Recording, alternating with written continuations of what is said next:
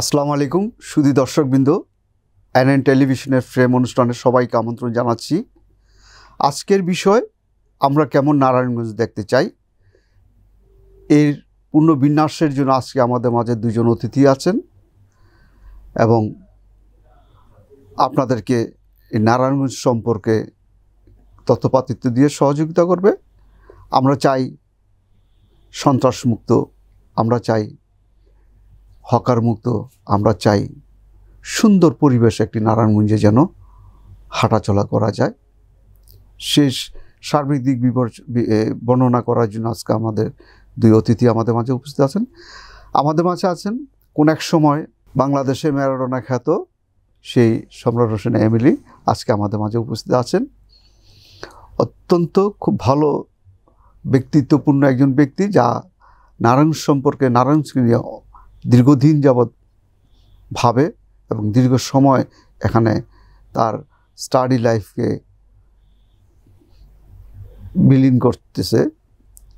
এবং তারপরে আমাদের মাঝে আছেন 50 ঊর্ধ্বে কফি হাউস শেষবেলার সংগঠনের যুগ্ম সাংস্কৃতিক সম্পাদক কবি জয়নাল জয়।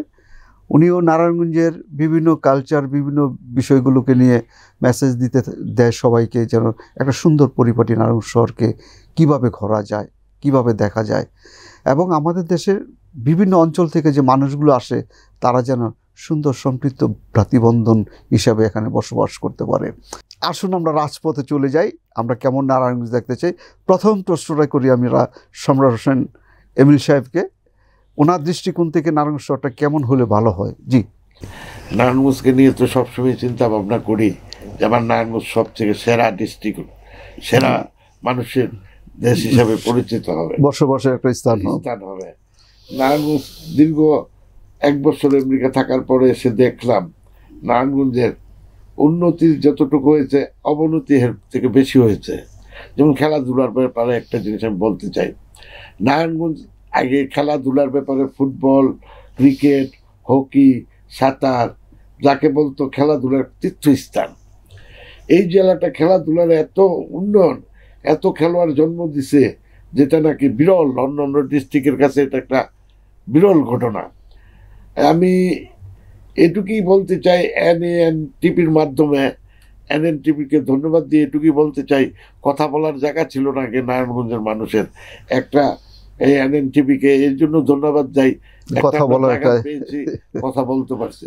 তো আমার একটা জিনিস যে খেলাধুলার ব্যাপারে নারায়ণগঞ্জ এত উন্নয়নের শহর, এখন গার্মেন্টসের দিক দিয়ে, ব্যবসা বাণিজ্যের দিক দিয়ে নারায়ণগঞ্জ একটা সত্যি একটা উন্নয়নের একটা জায়গা তৈরি করছে। কিন্তু দুঃখের বিষয়, যেহেতু আমরা খেলাধুলা করতে পারি, নারায়ণগঞ্জের খেলাধুলা এত বড় একটা স্থান, আমি প্রশাসনকে নির্দ্বিধায় বলতে চাই, আপনারা নারায়ণগঞ্জ জেলায় প্রতি 3 বছর 5 বছর করে নারায়ণগঞ্জ জেলাকে রিপ্রেজেন্টেটিভ করেন ডিসি হিসাবে, কিন্তু আমি দুঃখের সাথে একজন ন্যাশনাল প্লেয়ার হিসেবে বলতে চাই, নারায়ণগঞ্জ ফুটবলের কারখানা হিসাবে যেখানে একটা স্টেডিয়াম নাই ফুটবলের, তা প্রশাসনের কাছে আমার দাবি থাকবে এই স্টেডিয়ামটাকে যেন একটা, এই যে খেলার মাঠ যেখানে বাংলাদেশের প্রতিটা স্টেডিয়ামে আছে, যে ড্রেসিং রুম থাকে, পরিষ্কারের জন্য বাথরুম, ল্যাট্রিন, সব কিছু থাকে, কিন্তু আমাদের নারায়ণগঞ্জ এতটা একটা প্রসিদ্ধ জেলা হিসাবে, বাংলাদেশের কাছে পরিচিত হিসাবে থাকার পরও নারায়ণগঞ্জে আজকে একটা ফুটবলের পূর্ণাঙ্গ মাঠ নাই। এবং খেলাধুলা যদি ধ্বংস হয়ে যায় তবে নারায়ণগঞ্জের সমাজ এমনিই ধ্বংস হয়ে যাবে। খেলাধুলা আমার জানা মতে, খেলাধুলা এমন একটা জায়গা যে আমরা ছোটোকালে যখন পড়তাম গুরুজনরা বলতো যে স্বাস্থ্য সকল সুখের মূল। আজকে যদি নারায়ণগঞ্জে মাঠই না থাকে, আজকে মাঠ না থাকলে দেশের অধঃপতন, দেশের ছেলে পেলে ড্রাগের নেশায় এবং সন্ত্রাসের দিকে ঝুঁকে যায়। আমি প্রশাসনকে প্রতিষ্ঠিতভাবে নারায়ণগঞ্জের ছেলে হিসাবে এটুকুই বলতে চাই, এটা আমার অনুরোধ, নারায়ণগঞ্জের খেলাধুলার দিকে আপনারা দৃষ্টি দেন। আপনারা নারায়ণগঞ্জের, এখন তো আর গডফাদার বলতে কেউ নাই, প্রশাসনিকভাবে লোকজন কেউ নেই, এখন আছেন আপনার এই সব কিছু। আমি নারায়ণগঞ্জের ছেলে হিসেবে আপনাদের অনুরোধ রাখবো, আপনার এই মাঠ, খেলাধুলার জায়গাগুলি একটা সংস্কৃতি চন্দ্র, যে নারায়ণগঞ্জের উন্নয়ন আরো ত্বরান্বিত হোক। জি, আপনাকে ধন্যবাদ। জি জয় ভাই, আপনি কি ধরনের নারায়ণ শহরটাকে চান এবং নারায়ণ শহরটা কি হইলে ভালো হয়? ধন্যবাদ আপনাকে। আমার জন্ম নারায়ণগঞ্জে, আমি নারায়ণগঞ্জের ছেলে। আমি নারায়ণগঞ্জের মাটিতে হেঁটে হেঁটে বড় হয়েছি। নারায়ণগঞ্জে আমার লেখাপড়া হয়েছে, এভরিথিং। আমি নারায়ণগঞ্জকে চাই একটা শুদ্ধ, পরিষ্কার, পরিচ্ছন্ন একটা শহর হিসাবে।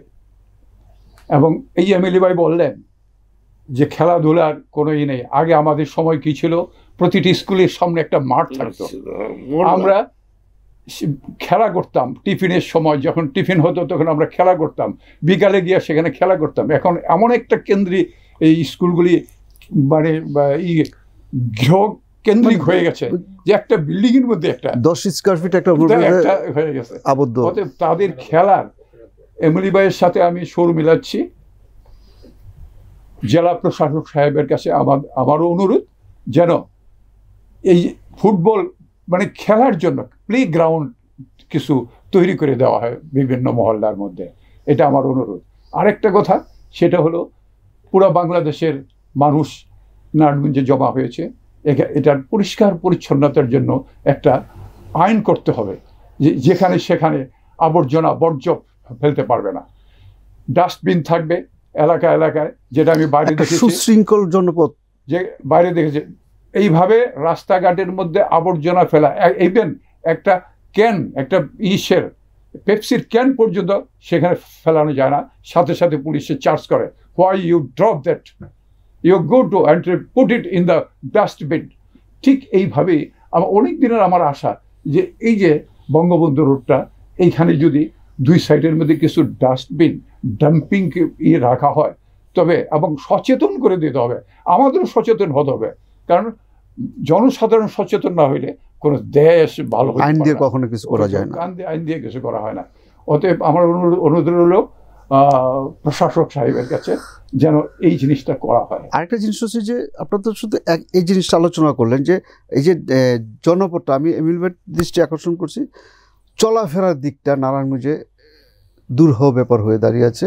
মানুষ বেরোলে পায়ে হেঁটে পথ চলার মতো, আর হকারদের এবং বিভিন্ন যানজটের কারণে মানুষ নির্দিষ্ট জায়গায় সময় মতো পৌঁছতে পারে না।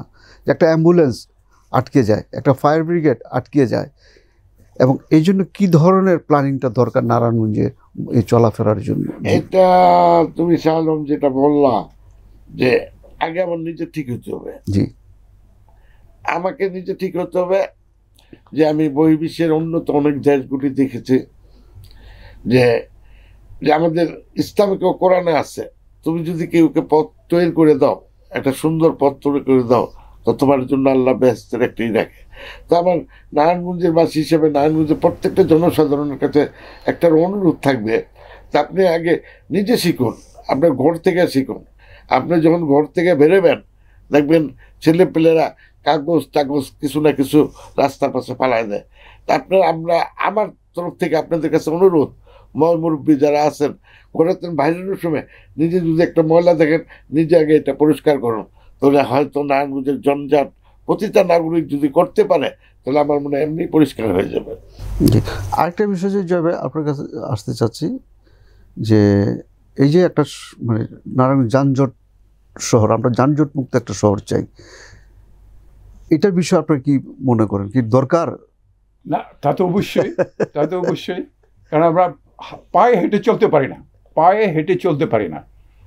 তো এটা অনেক দিন আগের থেকে এই দাবিটা আছে যে এই যে বাস স্টেশনটা ওখান থেকে সরিয়ে দিতে হবে।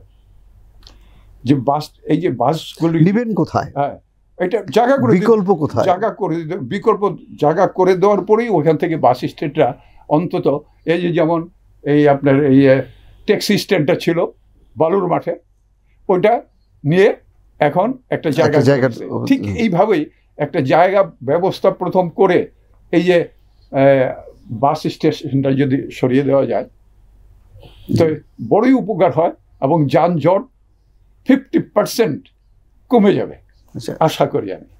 আরেকটা বিষয় হচ্ছে যে বন্দর পোর্টের সাথে বাস স্ট্যান্ডটা একটা সম্পৃক্ত আছে, বিভিন্ন জেলা বিভিন্ন ডিস্ট্রিক্টের মানুষগুলো লঞ্চ স্টিমার দিয়ে ওখানে আসে, তাই না? তো ওদেরকে পরিবহন সেক্টরটা যদি ওখান থেকে সরে আসে, তারা তো আসতে হবে, তারা কোন বাহক ব্যবহার করে এখানে আসবে, সেই একই তো প্রক্রিয়া শুরু হলো।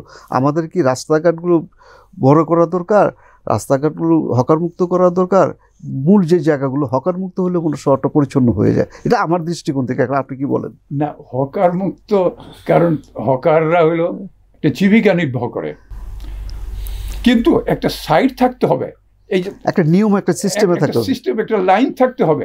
কারণ হলো কি, এই যে ফুটপাতের মধ্যে একটা লাইন থাকতে হবে। দেখা যায় কি রাস্তার অর্ধেক তারা দখল করে নিচ্ছে, অর্ধেকের বেশি, 4-5টা রো হয়ে যায়, লাইন হয়ে যায়। অতএব এইখানে যানজট সৃষ্টিটা সবচেয়ে বেশি হয়। আপনি যেটা বললেন যে আমরা how to they will come, how launch থেকে নেমে আসবে কিভাবে, তা আমরা এই 2 নম্বর গেট থেকে, তারপরে সেই নিতাইগঞ্জ থেকে এই মানে চাষের আইসা বন্দর কাউন্টারে, উৎসব কাউন্টারে কিভাবে উঠি আমরা? এটা একটা পথ বেরোবে, আমাদের অভ্যাস হয়ে যাবে। তখন যদি আপনার প্রশ্নটা ছিল যে নারায়ণগঞ্জ শহরটাকে কিভাবে মুক্ত করা যায়। আরেকটা বিষয় হচ্ছে যে আমরা নিজেরা যদি সচেতন না হই, যে জিনিসটা আপনি বলেন, তাহলে শহরকে গুছানো সম্ভব না। এটা কিন্তু বাস্তব, আপনার কথাটা আমি সমর্থন করি। এর সাথে সাথে আমার মনে হয় এই সমাজকে সচেতন করার জন্য কিছু ক্যাম্পিং করা দরকার বিভিন্ন সংগঠনের মাধ্যমে। এতে আপনার মতামতটা কি? যে আমি আগে পুরানো কথাটা নিয়ে চলি, যানজটের ব্যাপারটা তুমি যে বললাম, তো একটা জিনিস কি যে বললাম না, প্রশাসন যদি সহায়ক হয়, চিন্তা করে, তখন সবকিছুই সম্ভব।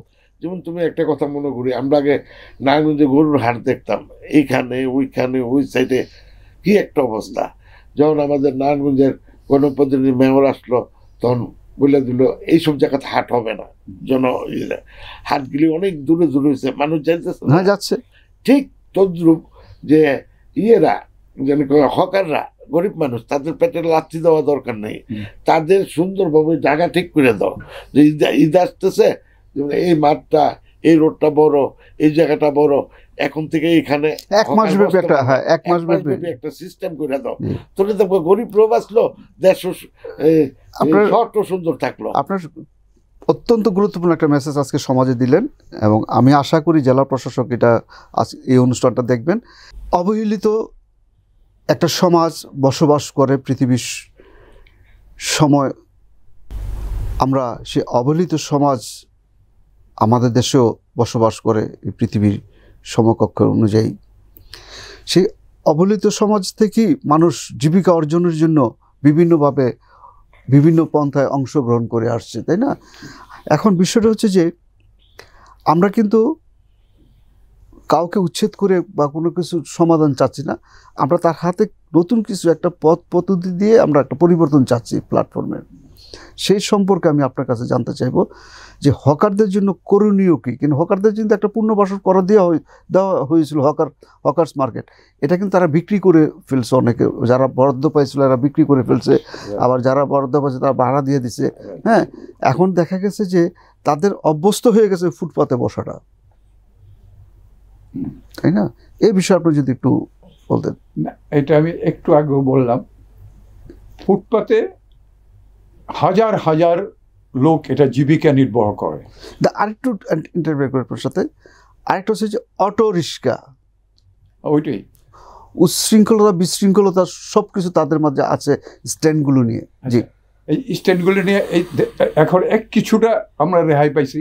দেখুন, এখন আদমজি থেকে ড্যামরা থেকে যে অটোগুলি আসে, সেইগুলি এখন খানপুর অথবা মিশনপাড়ার মোড়ে থাকে, তাই না? আর ওই দিক দিয়া এই যে গন্ডলপাড়া পুল পর্যন্ত এদিকে এন্ট্রি দেওয়া উচিত।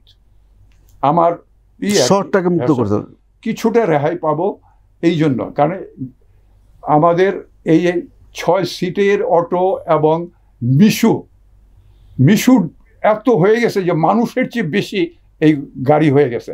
অতএব 6 সিটের এবং মিশুগুলি এইগুলি যাতে মণ্ডলপাড়া পুল পর্যন্ত ওই দিকটা আসবে, আর এই দিক দিয়া ঠিকই আছে এই পর্যন্ত থাকবে। তাহলে আপনার অসুস্থ রোগী নিয়ে কোথায় যাবেন? অসুস্থ রোগীর জন্য ওইটা তো বিকল্প। যদি কোনো পেশেন্ট থাকে, should be allowed to enter. কথাটা বললেন, অসুস্থতার জন্য যদি কোনো নাই, কোনো বাধ্যবাধকতা নাই, তারা আসবে, অসুস্থতার জন্য আসবে। বৃদ্ধ যারা বৃদ্ধ, দে উইল কাম। কিন্তু আমরা যারা মানে দলে দলে দলে দলে যেভাবে আমরা হ্রাস করে যে এই শহরটাকে আমরা মানে অগোছানো বন্ধ করে রাখি, মানুষ পায়ে হেঁটে চলতে পারে না, মেয়েরা শপিং করতে পারে না, লজ্জায় এই ধাক্কা লাগে তাদের মানে রক্ষা করতে পারে না তার পবিত্রতা, সত্যি কথা যেটা। হ্যাঁ, অতএব আমি অনুরোধ করব এই জিনিসগুলির দিকে যেন প্রশাসন একটু লক্ষ্য দেয়, এই বলে আমি আপনার প্রশাসনের বিষয়টা যেহেতু আনলেন, আপনাকে ধন্যবাদ জানাই। শুধু দর্শকবৃন্দ, সবার কাছে সবিনয় অনুরোধ থাকবে এনএন টেলিভিশনের মাধ্যমে এবং এই ফ্রেম অনুষ্ঠানের মাধ্যমে সুন্দর একটা নারায়ণগঞ্জ শহর যদি আমরা গড়তে চাই, দেখতে চাই, শহরটাকে ভালোবাসতে হবে। আজকে পথে ঘাটে কিছু জনসাধারণকে দেখা যায় যারা পুলিশের উপরে আঙুল তোলেন, পুলিশের কাজ করার জন্য বাধা সৃষ্টি করেন। অতীতে কি হয়েছে কি হয়নি সেটি আমাদের দেখে সমাজকে এগিয়ে নিয়ে যাওয়া যাবে না। পুলিশের কাজ করতে দেওয়া হোক, পুলিশের কাজে সহযোগিতা করার জন্য সবাইকে আমরা অনুরোধ জানাবো। কারণটা হচ্ছে যে অনেকে নিন্দনীয় চোখে পুলিশকে আঙুল তুলে নানান ধরনের বাক্য উচ্চারণ করেন, সেগুলো থেকে বিরত থাকার জন্য আপনাদের প্রতি আমাদের অনুরোধ থাকবে। অন্যথায় তারা আত্মসম্মানে তারা মানুষের কাছে যেতে লজ্জাবোধ করছে। সে লজ্জাকে আমরা আর আঙ্গুল তুলে দেখিয়ে দেওয়ার কিছুই নেই। আমরা ভ্রাতৃবন্ধন, সৌহার্দ্যবন্ধন, বন্ধুত্ব সুলভ তাদের কাজ করার জন্য সহযোগিতা করব, এটাই আমাদের প্রত্যয় হোক। আমি এমিল ভাইয়ের কাছে আরেকটা প্রশ্ন নিয়ে আসতে চাচ্ছি, সেটা হচ্ছে যে খেলাধুলার তো আমরা একটা সলিউশন আপনার কাছ থেকে পেলাম, এবং আমরা কোন এক সময় দেখেছি এলাকায় বিভিন্ন পাঠাগার থাকতো। হ্যাঁ, সেই পাঠাগারগুলো আজকে আর নেই, এবং খেলাধুলা উৎসাহিত করার জন্য বিভিন্ন মাঠ মুক্ত করে দেওয়া হতো। সেই মাঠগুলো আজকে পর্যাপ্তভাবে নেই বাচ্চাদের জন্য, এবং স্কুল লেভেলে যে খেলাধুলাগুলো হওয়ার দরকার ছিল সেটাও এখন আর আগের মতো চোখে পড়ে না।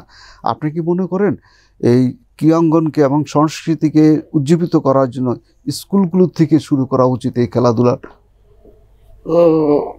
সাউলম, সত্যিকার অর্থে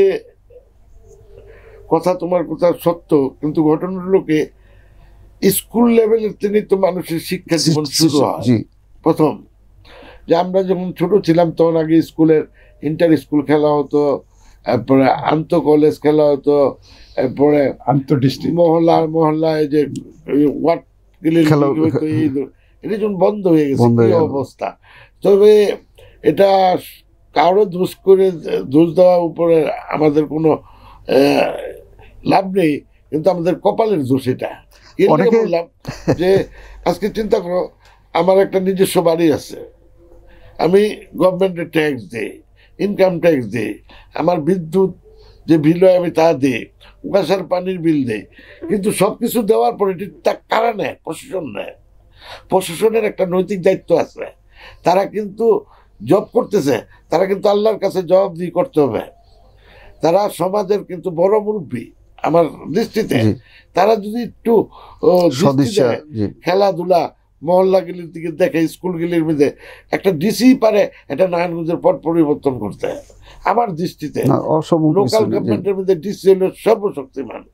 আর এখনকার আগে জানি না যে ডিসিদের, আগে নারায়ণগঞ্জ জেলা ক্রীড়া সংস্থার আমি ট্রেজারার ছিলাম, আগের ডিসিদের দেখেছি যে তাদের সামনে হয়তো বসছি, কিন্তু তাদের আন্তরিকতা।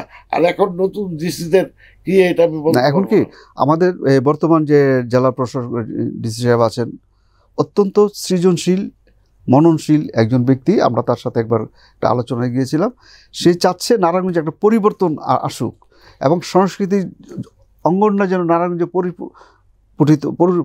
প্রস্ফুটিত হয় সুন্দরভাবে, এবং তার এই উদ্যোগ এবং তার এইগুলো পদক্ষেপগুলো আছে। কিন্তু তাকে রিপ্লেসমেন্ট করার মতো, তাকে সহযোগিতা করার মতো সমাজে যে সমস্ত যারা তাদের কাছে যাওয়ার দরকার প্রস্তাব নিয়ে, এই লোকগুলোর খুব সংকুচিত, মানে অনেকে ভয়ে যায় না, কারণ অনেকে দুর্নীতির সাথে সম্পৃক্ততা, ভয়ে তাদের সামনে যেতে চায় না। এটাই বলতেছি তোমার যে ডিসি একটা ডিস্ট্রিক্ট কন্ট্রোলার, কথাটা বোঝো।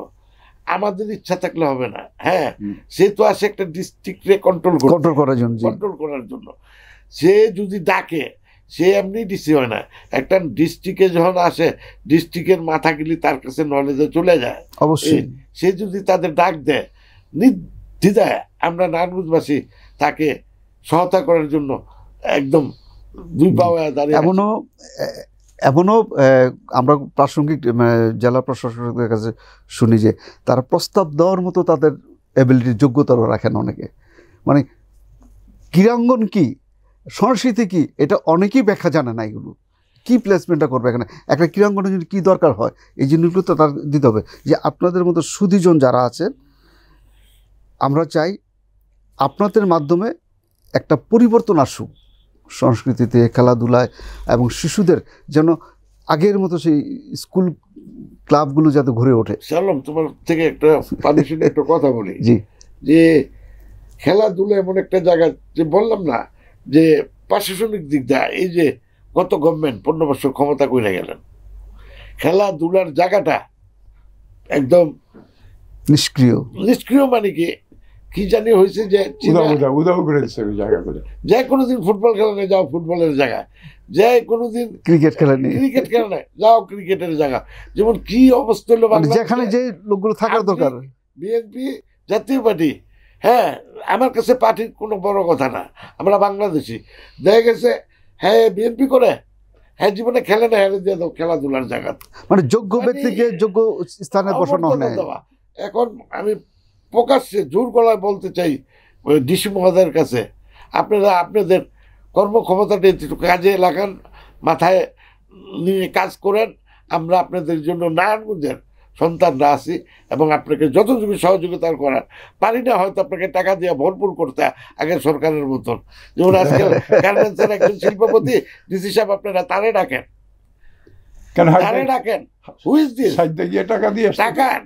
টাকার জন্য ডাকেন, নারায়ণগঞ্জের ডাকেন। নারায়ণগঞ্জের গণ্যমান্য পোলা পাইতেছে, খেলাধুলার আছে, শিক্ষাগত যোগ্যতা অনেক ছেলে পেলে আছে, তাদের ডাকেন। আপনার সহযোগিতা কি করতে হয় আমরা আছি। আচ্ছা সায়রাম ভাই, একটা কথা বলি।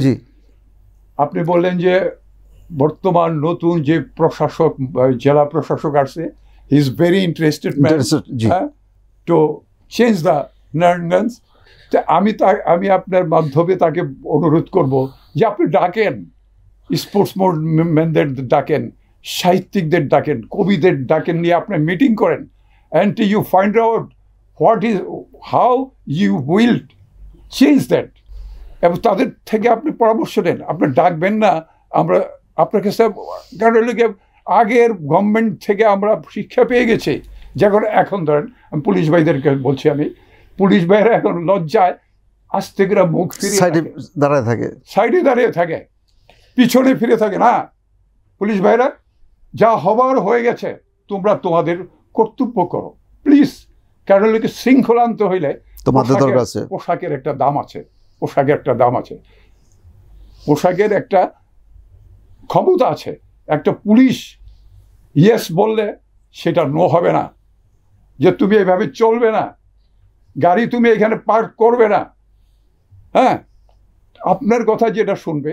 আমরা ছাত্ররা, আমাদের ছেলে মেয়ে ছাত্ররা যেভাবে কন্ট্রোল করতেছে, ওদের ঘরে উপেক্ষা করে, হাসি ঠাট্টা করে, দেয়ার আওয়ার ব্রাদার, দেয়ার সিস্টার্স, ওরা ঠিক মতো নেয় না। আমি অনুরোধ করছি, তোমরা এই লজ্জা ভুলে যাও পুলিশ ভাইয়েরা, তোমরা এই যে একটু আড়ালে থেকো না, আসো সুস্থভাবে, আবার তোমরা সেবা দাও, তোমরা শৃঙ্খলা ফিরিয়ে আনো। তো আগের মতো সেইগুলি ছেড়ে দেও, এইটা আমার অনুরোধ রইল। ধন্যবাদ জয় ভাইকে। সুধীবৃন্দ, আমরা নারায়ণগঞ্জের প্ল্যাটফর্ম নিয়ে অনেক গল্প করলাম, আড্ডা হলো। আমরা আজকে যে আলোচনায় যে জিনিসগুলো উঠে এসেছে, সেগুলোর মধ্যে প্রধানত হচ্ছে যে যোগ্য ব্যক্তিকে যোগ্য স্থানে বসানো এবং যোগ্য ব্যক্তিকে দিয়ে যোগ্যতাপূর্ণ কাজগুলোকে সম্পূর্ণ করাটা। আমরা জেলা মহাশয়ের প্রতি সবিনয় অনুরোধ জানাবো যে এই নারায়ণগঞ্জ শহরকে সাজানোর জন্য আপনাদের পাশে আমরা আছি, বিভিন্ন সংগঠন আছে, বিভিন্ন সুধীজনরা আছে, আপনারা তাদেরকে কাজে লাগান এবং তাদেরকে সম্পৃক্ততা করেন আপনাদের সাথে। ইনশাল্লাহ আশা করি আপনার ইচ্ছে শক্তি, আপনার মনের বহিঃপ্রকাশকে আমরা ঘটিয়ে দিব, এই প্রত্যাশা রাখি। সুধীবৃন্দ, শুধু প্রশাসনের দিক চেয়ে থাকলেই চলবে না। আমাদের সম্রাট হোসেন এমএলএ সাহেব একটু আগে একটা কথা বলেছেন যে আমাদের ঘর থেকেই পরিষ্কার পরিচ্ছন্নতা শুরু করতে হবে, আমাদের ঘর থেকেই ক্যাম্পিং শুরু করতে হবে। তাহলে যদি আমরা সুন্দর একটা সুস্থ সমাজকে ফিরে পাই। আজকে অনুষ্ঠানের শেষ পর্যায়ের দিকে আমরা চলে আসছি।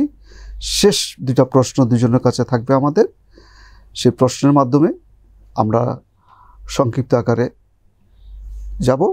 আমি প্রথমেই সম্রাট হোসেন এমএলএ সাহেবকে জিজ্ঞেস করব, আপনার দৃষ্টিতে এই শহরকে কেমন দেখতে চান? এটা আমার হোমল্যান্ড, আমার কাছে তো এটা স্বর্গ। কিন্তু ওই যে তোমাকে একটা কথা বললাম, মানুষকে এগিয়ে আসতে হবে, নিজেকে ঠিক হতে হবে, এগিয়ে আসতে হবে। যে দেখো, আচ্ছা পুলিশের ব্যাপারে বড় ভাই আলোচনা করলো, পুলিশের অর্থটা কি? যদি পুলিশ প্রশাসন পড়তে পারে, পোলাই, লয়ার, ইন্টেলিজেন্ট, এই জিনিসটার সারমর্ম যদি একটা পুলিশ পড়তে পারে, তার মতন দেবতা কি বাংলাদেশে থাকবে? দেশ পৃথিবীর কোথাও না। আমি আমেরিকাতে দেখছি, সুইজারল্যান্ডে দেখছি, পুলিশদের মনে করো যে একটা স্যার মানে একজন জাস্টিসের তেন বেশি সম্মান দেখানো। কেন? পুলিশের কর্মক্ষমতা। আমাদের পুলিশ এরকম ভালো আছে, কিন্তু অনেক পুলিশ আছে যেমন রাজনীতিক না, ওটি তো ডিফারেন্ট একটা, জি, অনেকে চাকরি পায়, কিন্তু পুলিশের যে ইটা আছে, অনেক পুলিশ জানেই না পুলিশের অর্থটা কি। পুলিশের এই অর্থের ভিতরে তো সব আছে। ধন্যবাদ আপনাকে। আমি জয় সাহেবের কাছে আসতে চাচ্ছি, আপনার দৃষ্টিকোণ থেকে আপনার নারায়ণগঞ্জ শহরটাকে কেমন দেখতে চান? খুব সংক্ষিপ্ত আকারে। জি, এমএলএ ভাইয়ের বার মিলিয়ে আমি বলছি, আমার জন্মভূমি, আমার জন্মস্থান আমি সুন্দর এবং পরিচ্ছন্ন দেখতে চাই। তবে একটা অনুরোধ রইল, আমার দেশের next generation, young generation is very good. তারা এই যে বর্তমান এই যে টেকনোলজি এবং সার্টিফিকেটের মাধ্যমে ওরা যে পেয়েছে, মানে জ্ঞান অর্জন করেছে, আমি চাই তোমরা আমাদের ছেলে, তোমরা নিউ জেনারেশন, তোমরা জাগো। কারণ তোমরা অনেক ভালো, এই দেশকে তোমরা অনেক উপরে নিয়ে যেতে পারবে। কারণ আমরা আমাদের সময়ে 10 বছরে যেই জ্ঞান আমরা অর্জন করতে পারিনি, আমার নাতি 3 বছরে সেই জ্ঞান অর্জন করছে। অতএব ইউ নো বেটার দেন আস, তোমরা জানো, আমাদের চেয়ে অনেক ভালো জানো। তোমরা একটু সংকীর্ণ, তোমাদের দিয়েই আমরা এই পথে করবো, পথে এগোবো এবং সংস্কার করব। আরেকটা কথা, এটা না বললেই চলে না, আমাদের নদী শীতলক্ষা, আমার মা, এই শীতলক্ষা নদীর আমাদের ডান্ডির সভ্যতা এবং সর্বোচ্চ বাংলাদেশকে সমৃদ্ধ এবং সর্বোচ্চ মানে ধনী দেশ বানিয়েছে। এই নদীকে উপেক্ষা করা মানে হচ্ছে এটার মানে নোংরা। এই পানিতে অসুস্থ লোক নেয়ে গোসল করে সুস্থ হতো। এই নদীর পানি বোতলে ভরে লন্ডনে যেত, পবিত্র জল। এই পবিত্র জলের মধ্যে সরস্বতী, লক্ষ্মী সমস্ত এখানে বিসর্জন দেওয়া হতো। সেই নদীর অবস্থা দেখে সত্যি দুঃখ হয় যে যেই নদী আমাদের এত দিয়েছে, কি দিয়েছি আমরা? দীক্ষার তো এই সভ্যতাকে, দীক্ষার এই সভ্যতাকে, যেই সভ্যতাকে এই নদীকে তোমরা কলঙ্কিত করেছ। ভুলে যাও, আসো, তোমরা প্রতিজ্ঞা করো, এই নদী আর আবর্জনা হবে না, এই নদী আবার স্বচ্ছ জল বইবে, আবার এই নদী হেসে খেলে বয়ে যাবে সমুদ্রের দিকে। জি, ধন্যবাদ। থ্যাংক ইউ জয়নুল আবেদিন জয় সাহেবকে। সুধীবৃন্দ, আমরা অনুষ্ঠান শেষ করতে পারছি না। এত সুন্দর আলাপচারিতা জমে উঠেছে। তা আমি আপনাদেরকে আজকে যে একটা বার্তা নিয়ে আসলো জয় সাহেব, শীতলক্ষা, এবং এই শীতলক্ষা নদীর অনেক গল্প আছে, ইতিহাস আছে। সেই ইতিহাস সংরক্ষিত করার জন্য আমরা কোনো গার্মেন্টস মালিককে না, আমরা প্রশাসনকে দায়ী করব। আমরা প্রশাসন এবং ঊর্ধ্বতম প্রশাসনকে আমরা জানাতে চাচ্ছি এই অনুষ্ঠানের মাধ্যমে, শুধু শীতলক্ষা না, আমরা শহরবাসী গোসল করতে পারি না। আজকে যে পানি সরবরাহ হচ্ছে, এই পানিতে প্রচুর গন্ধ, প্রচুর আবর্জনা, ময়লা এবং পাক শরীর নাপাকি হয়ে যাচ্ছে। মানুষ অনেক কষ্ট লাঘব করে অন্তত বিপদে পড়ে এই গোসলের কাজগুলো, অজুর কাজগুলো সেরে যায়। তা আমি যাই হোক, এনএন টেলিভিশনের আজকে কেমন নারায়ণগঞ্জ দেখতে চাই এই অনুষ্ঠানের শেষ প্রান্তে এসে আমি ধন্যবাদ জানাই আমাদের জেলা প্রশাসকের কাছে সবিনয় অনুরোধ জানিয়ে আপনারা আপনাদের সকল কাজে আমাদের নারায়ণগঞ্জ সুধীজনকে পাবেন এই প্রত্যাশা রেখে আজকে এনএন টেলিভিশনের ফ্রেম অনুষ্ঠানের কেমন নারায়ণগঞ্জ দেখতে চাই শেষ মুহূর্তে আপনাদেরকে অভিবাদন জানিয়ে বিদায় নিচ্ছি। আমি শাহ আলম, আবার দেখা হবে কোন এক অনুষ্ঠানে। আসসালামু আলাইকুম।